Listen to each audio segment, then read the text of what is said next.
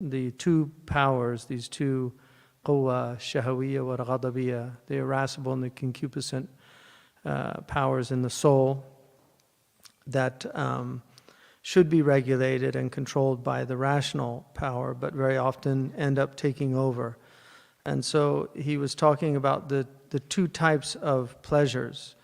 The sensible pleasure, sensory pleasure, which is mahsus, or the intelligible, the pleasures of the immaterial pleasures. So it would really be the material pleasures and the immaterial pleasures. So the second is the ma'qul, like the pleasure that one gets from knowledge. So the first ones are more, I mean, they're qualitative, but they're closer to a kind of quantitative phenomenon in that they're of the sensoria, whereas the pleasure of knowledge, the pleasure of discovery, the pleasure of study, of contemplation, these types of pleasures are immaterial pleasures and deeper in their qualitative aspect. So he says that وَلِذَلِكَ يَكْرَهُ أَكْثَرَ النَّاسِ مَا يَأْمُرُ بِهِ الْعَقْلِ. He was talking about the fact that the sensoria are dominant in the human personality, and he says that I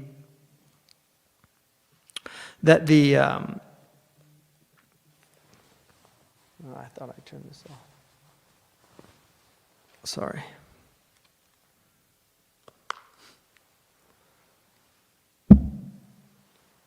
These problems, technology, it's very rude, just interrupts, no manners.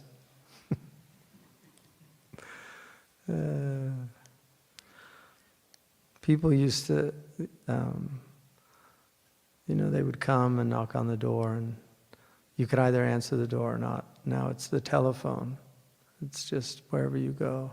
Shaykh Khatri, he said that people talk about servitude in Mauritania, but he said the servants in Mauritania, he says once they're over the hill, they're gone. You can't call them back. But he said, here, he said, everybody's the slave, because he said they just call on the phone and suddenly they're, we need you at the office. So he says that the problem is that people don't want to obey the intellect because it's telling them to do things that they they want to do them, and it's telling them not to, or telling them to do something that they don't want to do. So he said that for this reason it said al-aqlu sadiqun maqtu'un wal-hawa aduun matbu'un, that the intellect, and it's important to remember that when they use intellect, they don't mean the same thing that we mean by intellect today. The aql is a light, it's an immaterial light that we perceive reality with.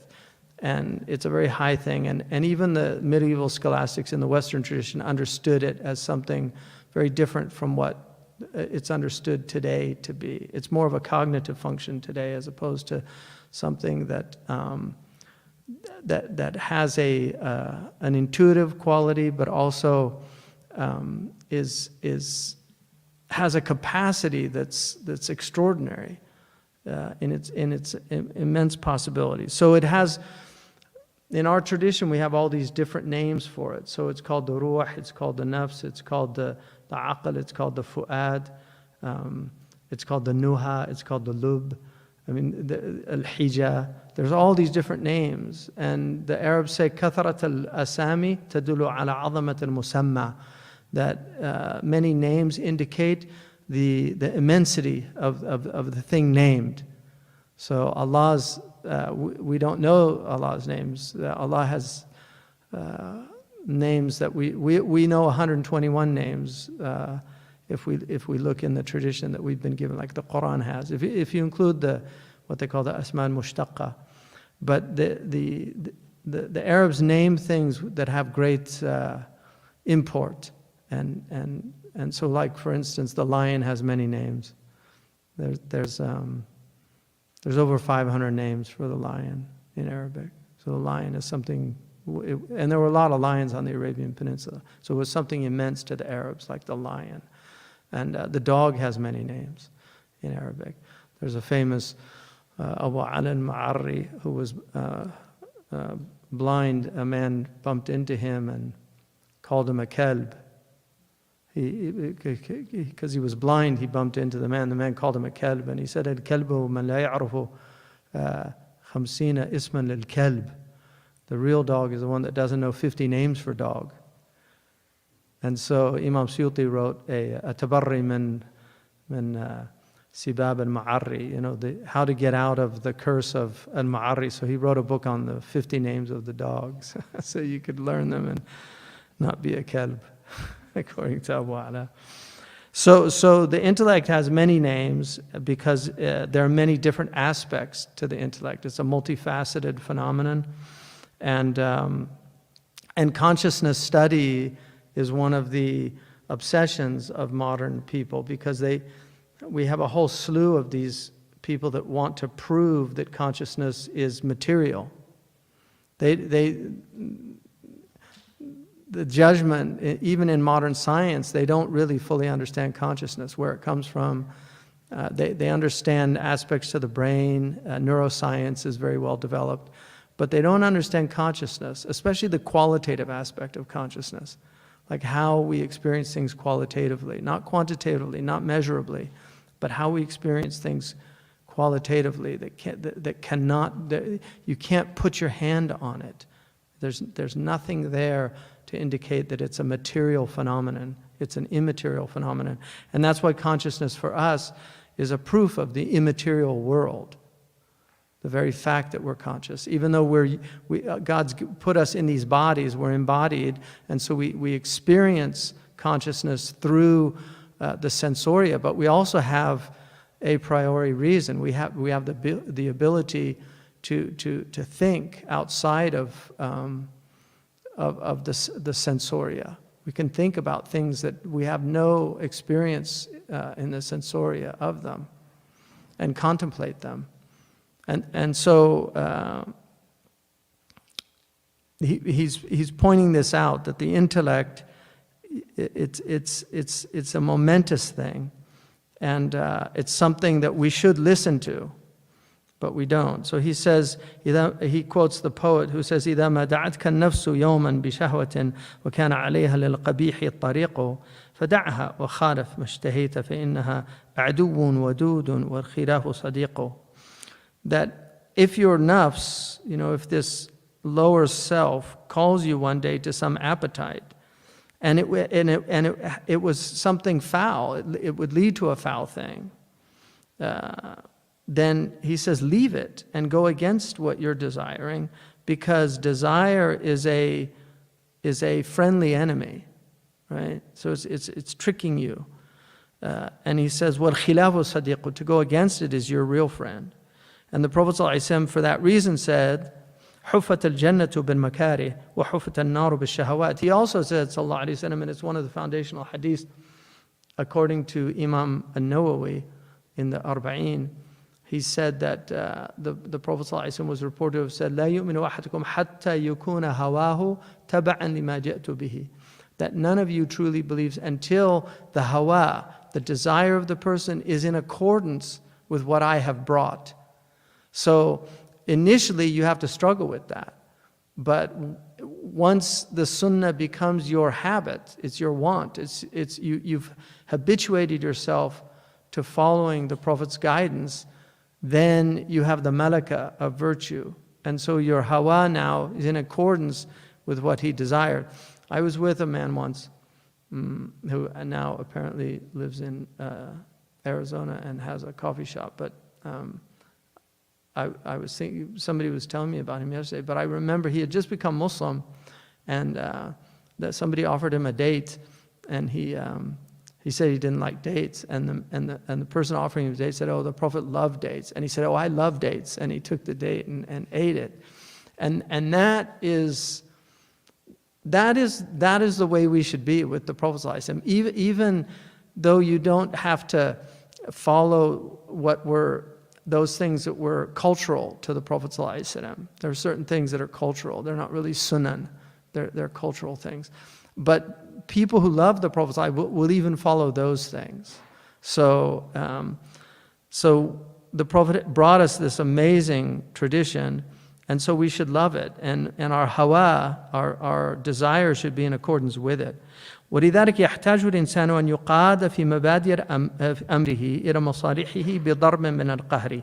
And for this reason, the human being should be led in the beginning of his affair to these benefits with really a type of coercion. In other words, you should coerce yourself. It's not from outside. لا إكراه في الدين. You can't coerce people to virtue. I mean, obviously your children, you have some level of you can compel them to a certain degree, but in the end, it's much better to get them to love things, because as a wise Greek said, that things that are learned through compulsion never stay. They don't stay. And that's why, one of the things that Dr. Cleary said was very interesting. He said about that verse, La ikraha fi din, he said, true religion comes from the heart. One should not feel compelled to pray. One should want to pray. And that's really when the religion has become real for you. It's no longer this thing you have to do. It's the thing that you want to do. It's very different. La ikraha fi din. So he says initially, and this is why the Prophet said, Ya ajaban liqawmin yuqaduna ila al-jannah bis-salasil. So this is about a group of people that he knew would become Muslim, and he saw them. They were prisoners after the battle, and they were not tied up, and he laughed when he saw them. I mean, and the Prophet did not laugh, qahqaha. The Arabs call that qahqaha, yuqahqihu, like ha ha ha. The Prophet, his laugh was a smile. And even you rarely saw his nawajid, the molars, those front molars. But usually he would smile where they said they could see his canines. So he was smiling, seeing these people, and one of them thought, why are you, these people are in tribulation, why are you smiling? And he said, ajaban, like it's wondrous to see people that are being taken to paradise in chains. Because he knew they would become Muslim. So even though they were opposing him then, he knew that they would become Muslim. And so he just saw that. And that's why Ibn Ata'illah, one of the things he says in the Hikam, he says that if you don't come to Allah with ihsan, right, then He will bring you with salasil al-imtihan, the chains of tribulation. Like if you don't go to Him from His ihsan, He will give you tribulations in your life to drive you to Him. So it's always better to go from His ihsan, like because His ihsan is so immense, and just out of gratitude. وحق الإنسان أن يجاهد هواه إلى أن يقتحم العقبة فيتخلص حينئذ من أذاه. So he says that it's appropriate for a man, for a human being. Insan really is a genderless. It means both male and female. حق الإنسان أن يجاهد هواه, to struggle against one's passion, إلى أن يقتحم العقبة, until you actually reach the acme. So you've gone up the steep ascent, which is difficult. I just climbed a hill, and by the end of it you're huffing and puffing, but when you get to the top there's a great relief. And so that's what he's saying. فَيَتَخَلَّصْ حِينَئِذٍ مِنْ أَذَاهُ. So you're free from the harm of the self. And Ibn al-Munkadir, who was Imam Malik's teacher, one of the great Medinan scholars, he said, جَاهَدْتُ نَفْسِي 50 سَنَةً حَتَّى اسْتَقَامَتْ لِي. I struggled with myself for 50 years until it was finally in submission and upright for me. So this is a war with yourself. You're struggling against yourself. And the worst thing that people do is give in to their self. It's the worst thing that people do. And you'll never feel good about yourself if you give in to yourself. You will only feel good about yourself if you fight yourself. If you don't fight yourself, you won't feel good about yourself. When you achieve something after great effort, that's always an immense inshirah that comes. There's an expansion in your heart that comes from striving for something, and like when you learn something. So then he says, لِلنَّفْسِ نَظَرًا. So the nafs has two,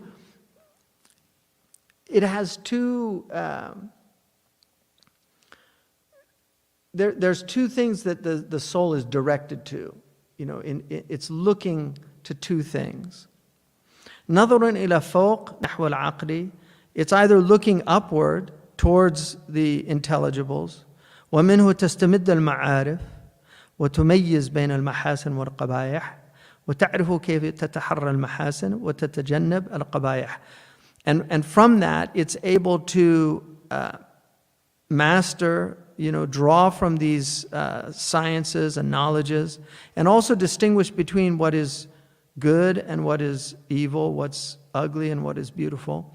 And then also to know how to seek what's beneficial and to avoid what's harmful, to seek what's beautiful, to avoid what's ugly, to seek what's virtuous and to avoid what's vicious. So and then the second perspective, إلى تحت نحو الهواء. It's looking at down. So it's a downward. One's looking upward, one's looking downward. And so he says, وَبِهِ تَنْسَى الْحَقَائِقِ. And because of this, the soul forgets the realities. It forgets those higher things. وَتَأْلَفَ الْخَسِيسَاتِ. And it will become accustomed to contemptible things, to low things, things that are unworthy of our nature. بَلَ الْقَاذُورَاتِ. Even foul things. So the khasisa is a low thing, but the qadura is something it's defiling. It will defile you. And there's things that you can do in this life it will make you feel defiled if you do that. Sinfulness defiles the soul, and that's why there's a motif in a lot of films where they will show somebody who's been defiled, and then the next scene will show a shower scene, because there's this need to be purified. So if somebody's violated, they want to be purified. But when you violate yourself, right? It's one thing to be violated by another person, but what happens when you violate yourself? When you violate the sanctity of your own soul?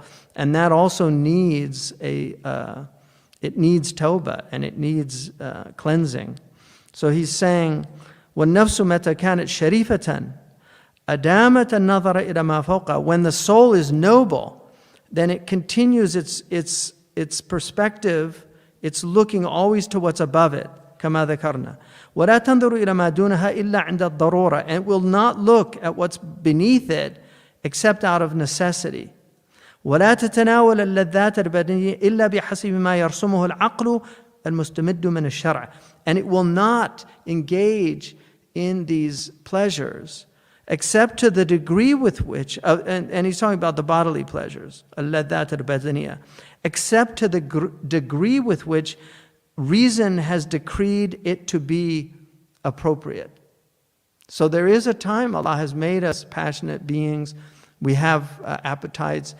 They're important, and through it we sustain through food we sustain our bodies, through intimacy we sustain our species, and also take respite from the dunya. So this, he's not saying that we're not like these sannyasis or the monks.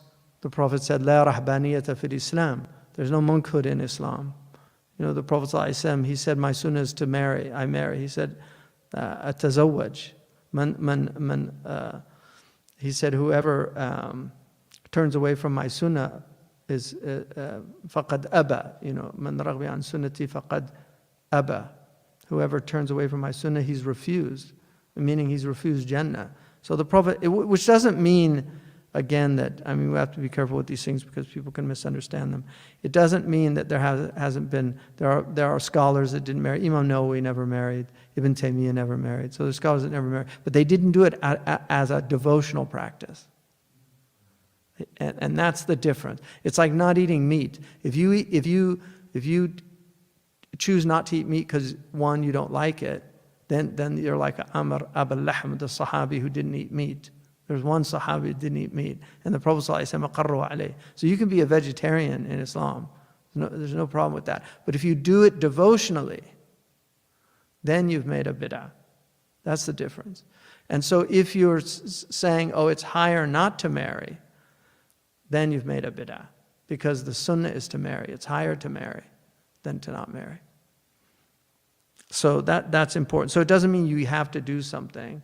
But if you leave it, you don't leave it because for a spiritual or a religious reason. There's other considerations. And then he says, وإذا كانت النفس دنية أكثرت الميل إلى الشهوات البدنية فيحدث ذلك لها إذعانا وإنقيادا للشهوات البدنية فيستعبدها الهوى كما قال الله تعالى أفرأيت من اتخذ إلهه هواه وضله الله على علم. So he says, if the soul is pusillanimous, if it's a diminished soul, if it's a low soul, and this is important because these are realities. I mean, this is not something that's decreed for you. It's where your energies go. It's where you put your energy. So because the soul can grow. قَدْ أَفْلَحَ مَنْ زَكَّاهَا. Zakkaha means to grow. So he or she has had success who has grown the soul, right? So magnanimous means big soul. It's a soul that has grown. So it's important to what he's saying here is that this low soul, this daniya, is the one who inclines towards these things and then becomes really into, he actually yuhdithu dhalika laha id'anan wa inqiyadan. And that inclination then engenders in him a type of submissiveness to his bodily appetites to the point where they actually enslave him. He becomes enslaved by his passion. Kama qala Allah Ta'ala, have you not considered the one who took as his God his passion? وَأَضَلَّهُ اللَّهُ عَلَى عِلْمٍ. And so Allah then allowed him to go astray with knowledge. عَلَى عِلْمٍ, despite the knowledge. وَإِنَّمَا أَضَلَّهُ بَعْدَ أَنْ اتَّخَذَ إِلَهُ هَوَاهُ. He went astray after he had taken his passion as his God. وَجَعَلْهُ عَبْدًا لِلْأَغْرَاضِ الدُّنْيَوِيَّةِ, and made him a servant, a slave of his worldly aspirations, his worldly motives. كما قال النبي تعس عبد الدرهم تعس عبد الدينار. Wretched is the slave of the gold and wretched is the slave of the silver. ومن هذه العبودية استعاد إبراهيم, and from this servitude Ibrahim sought refuge. حيث قال واجنبني وبني أن نعبد الأصنام. Help me, cause me to divert me from and my children, my offspring, from worshiping the idols. And the biggest idol is the idol of the self. It's the nafs. The Prophet ﷺ said, أَعْدَ عَدُوَكَ نَفْسُكَ الَّتِي بَيْنَ جَنْبَيْكَ. The worst enemy you have is what's between your two souls. So ظهور الإنسان في شعار الموجودات now وتخصيصه بقوة شيء فشيء منها. So ظهور الإنسان في شعار الموجودات. So here the human being as they manifest amidst these existent, these emblematic existent things that we have. And then how he is particularized with this power in their midst. So he says, ذات الإنسان من حيث ما اجتمعت فيه قوى الموجودات صار وعاء عن العالم. The human being's essence, in terms of what is gathered in it from all the potentialities of existent things, has become a vesicle for the meanings of the world. إنما الكون معان قائمة بالصور. The whole world are meanings set up in images. كل من يدرك هذا كان من أهل العبر. So your ability is to penetrate the meanings of existence. That's what you have. And so that's what he's saying, that you are a wi'a for ma'ani al-alam. You are a wi'a for ma'ani al-kawn. كل من يدرك هذا كان من أهل العبر. Whoever understands that all of existence are forms, their meanings set up in forms. But people get lost in the form. They get lost in the surah and they lose the ma'na.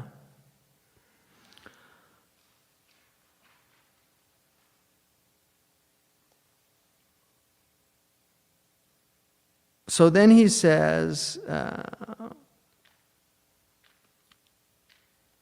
وطينة صوره ومعدن آثاره ومجمع حقائقه وكأنه مركب من جمادات ونبات وبهائم وسباع وشياطين وملائكة ولذلك قد يظهر في شعار كل واحد من ذلك.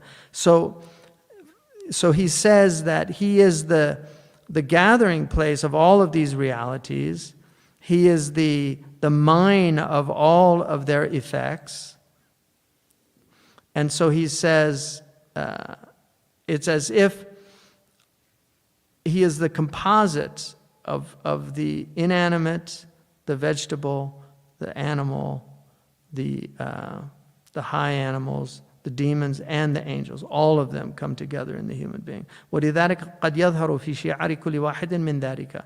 And for this reason, those things that are emblematic in each one of those things can manifest in that person. Those things that really essentialize each one of those types of things can manifest in that person. So he says, فَيَجْرِي تَارَةً مَجْرَى الْجَمَادَاتِ. Sometimes he is like the inanimate things in his laziness. There's no motility. There's no volition. It's somebody who has no will. وَقِلَّةَ تَتَحَرَّكْ. Doesn't move. وَالْإِنْبِعَاث. There's nothing that is engendering in him. There's no incentivizing. There's nothing will incentivize him. وعلى هذا نبه الله تعالى بقوله ثم قست قلوبهم من بعد ذلك فهي كالحجارة أو أشد قسوة. So their hearts became hard after that. They were like stones or even harder. So Allah says, they're like that mineral world. وَقَدْ يَظْهَرُ فِي شِعَارِ النَّبَاتَاتِ. Or sometimes those things that are emblematic in the vegetable world. الْحَمِيدَةِ أو الذَّمِيمَةِ. Either praiseworthy or blameworthy. فَيَصِيرُ إِمَّا كَالْأُتْرُجِّ الذي يطيب حمره ونوره وعوده وورقه أو كالنخل والكرم فيما يلي من النفع أو كالكشوث في عدم الخير أو كالحنظر في خبث المذاق. وعلى هذا نبه الله تعالى بقوله ضرب الله مثلا كلمة طيبة كشجرة طيبة أصلها ثابت وفرعها في السماء ومثل كلمة خبيثة كشجرة خبيثة اجتثت من فوق الأرض ما لها من قرار. So he says that sometimes they're like these vegetable things, like for instance the atruj. The atruj, I mean they usually say it's a lemon hindi. It's like a grapefruit. I really feel it's the orange. In Spanish they say naranja, which I think maybe came from that, Allahu A'lam. But because the Prophet ﷺ said the mu'min that reads the Qur'an is like the truj. رِيحُهُ طَيِّبٌ وَطَعْمُهُ طَيِّب. It has a good smell and it tastes good. And he said, وَالْمُؤْمِنَ الَّذِي لَا يَقْرَأُ الْقُرْآنَ كَالتَّمَرِ لَا رِيحَ لَهُ وَطَعْمُهُ حُلْوٌ. It has no smell, but it has a good taste. And he said, الْمُنَافِقَ الَّذِي يَقْرَأُ الْقُرْآنَ كَالرَّيْحَانَ. It has a sweet scent, but it's bitter to taste. And the one that doesn't read the Qur'an is like the handal. No scent, but it's bitter to taste. So that's what he's saying here, is that we have those qualities. So he says the truj he says it's like it has a good scent, it has a beautiful flower, it has nice the oud is good, the wood and the leaf of it. Or like the date palm, or like the grapevine, in that they give so much benefit. Because they give benefit not just in their food, but also in all the uses. I mean, the Arabs used the date for so many things. They used it for writing on, they used it for, the Prophet ﷺ flossed his teeth with the date fiber. They used it for building. A lot of building materials come from the date palm. And they also used it for clothing as well. So many, many benefits from the date. And then he says, oh, kashuth. The kashuth is if you go to the south, they have these big trees, and they have this, it's like gossamer. It hangs from the tree. I don't know what they call it. There's a word for it in English, though. But it's a rootless type of parasite. You know, it's a rootless moss. It's like a moss on the trees. So that's what he means by kushuth.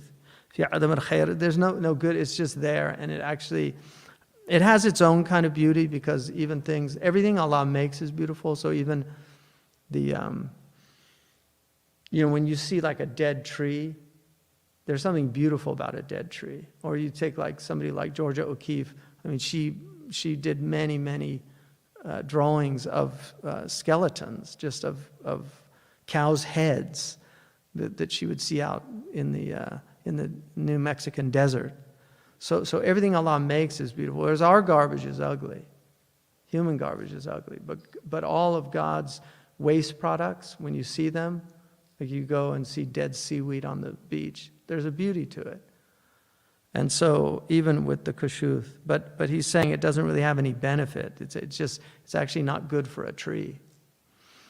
أو كحنظل في خبث المذاق, or like colocynth, because it has a foul taste. وعلى هذا نبه الله تعالى بقوله ضرب الله. So then Allah has showed us this when He said, a good word is like a good tree. Its roots are firm and its branches are in the heavens, which is La ilaha illallah Muhammad Rasulullah. And a bad tree is foul. A bad word is like a foul tree. It has no, it'll just be uprooted easily, and it has no stability. Like, a tree that's rotten, when the winds come, it just blow it over, but just pull it out. You'll see the roots pulled out. And then he says, or like كالطير المسمى بأبو الوفاء في الوفاء. There's a bird called Abu al-Wafa, which means the loyal bird. So, because it comes back to the same place again and again. And so there's people like that are very loyal. Or كخنزير في الشرع, or like the pig in its appetite, greed. Or كالذئب في العيث, or like the wolf in its aith is like causing trouble. So it's a troublemaker. The wolf comes in and eats all the chickens. أو كالكلب في الحرص, or like the dog in its covetousness. أو كالنمل في الجمع, or like the ant in its, ants are hoarders, right? There's people that are hoarders. So he's saying that there's people like ants, there's people like dogs, there's people like rats. أو كالفأرة, I mean, we even use that term, he's a rat, right? أو كالفأرة في السرقة. أو كالثعلب في المراوغة, or like the fox in its craftiness. يراوغ. The Prophet ﷺ, he said that towards the latter days he wished that the ulama would يراوغ راوغان ثعلب. They would be more like the fox, because the fox is weak. So when the Muslims have no power, they should be more like the fox. Because the fox is a weak animal, but it makes up with its weakness with its intelligence. It's crafty. That's why Aesop always has the fox. The lion invites the fox into the cave. And the fox said, I think I'll pass. And the lion said, well, I'm just being hospitable. And he says, I see all these fox footprints going in, but I don't see any coming out. So the fox is smart, and that's why Aesop uses him like that. So, أو كالقرد في المحاكاة, or like the monkey in its imitative nature. The monkey does yuhaki, right? The Sudanese, they say, li ma عنده ورد قرد. If you don't have a wird, like if you don't have a devotional practice every day, you're like a monkey. Right? li ma عنده ورد قرد. So قرد. أو كالحمار في البلادة, or like the donkey in its stupidity. You know, the donkey is like a dumb animal. It doesn't obey, right? And it'll just, you know, you can beat it and it's just, it won't budge. It's got this stubbornness to it. أو كالثور في الغمارة, or like the thawr in a kind of its rashness. You know, like it'll, you know, the thawr will just out of rage attack something. وعلى هذا النحو من المشابهات دل الله تعالى بقوله وما من دابة في الأرض ولا طائر يطير بجناحه إلا أمثالكم ما فرطنا في الكتاب من شيء ثم إلى ربهم يحشرون. So there's no dabba. Dabba is anything that walks on the earth. Dabba yadibbu dabiban. Anything that walks on the earth is dabba. But it can also, dabbat al-ard is the termite, right? But it's usually dabba is like a kind of imperceptible, because most animals, if you notice, are very quiet because they all have natural enemies. So you very often don't notice animals. Like cats, you won't even notice cats. And animals in nature are very, they're always, you know, their ears are always checking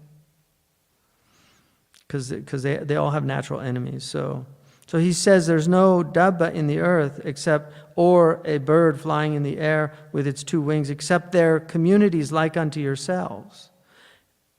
All right, so that's what he's saying, that we have all these things in us, which is why many traditional peoples, and the Arabs still do this. We don't do it so much. I think there might be a few names left that do have some, but traditional peoples always named their children after animals.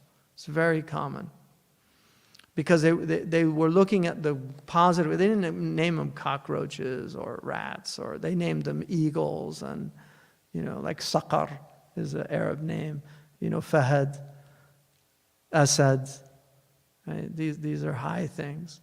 In some of the Native American tradition, they would name them after animals with defects, but they did it because they wanted an animal that has a defect will make up for it with its cleverness.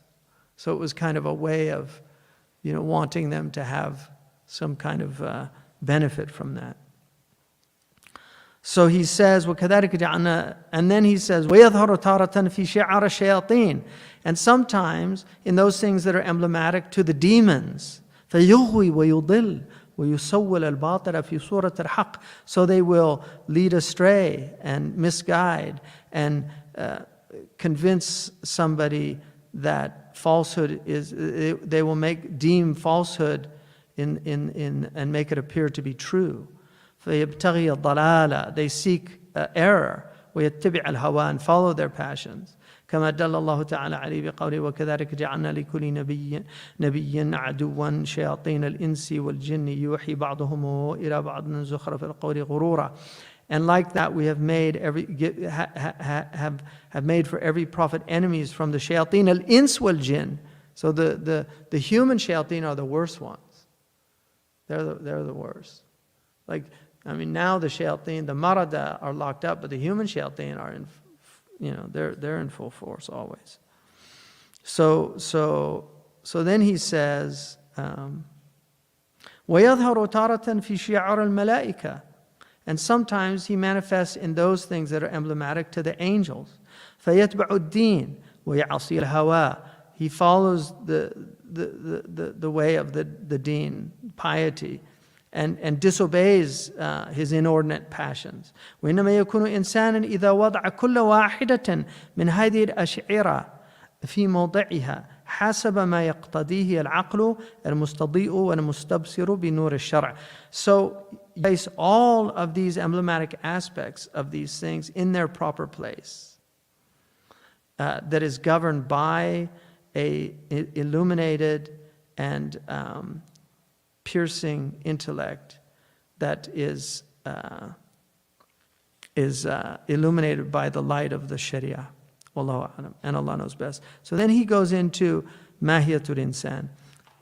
Mahiya is a really interesting word because it's one of these. It's a portmanteau word that comes from mahiya, and the medieval scholastics clearly got this word from us because they talk about the quiddity, which is quid est, which is the exact same thing, mahiya. So that was their translation from the Arabic text when they talked about the mahiya. So the mahiya is what gives you the essence of something. It tells you what it is because you perceive, you abstract the form.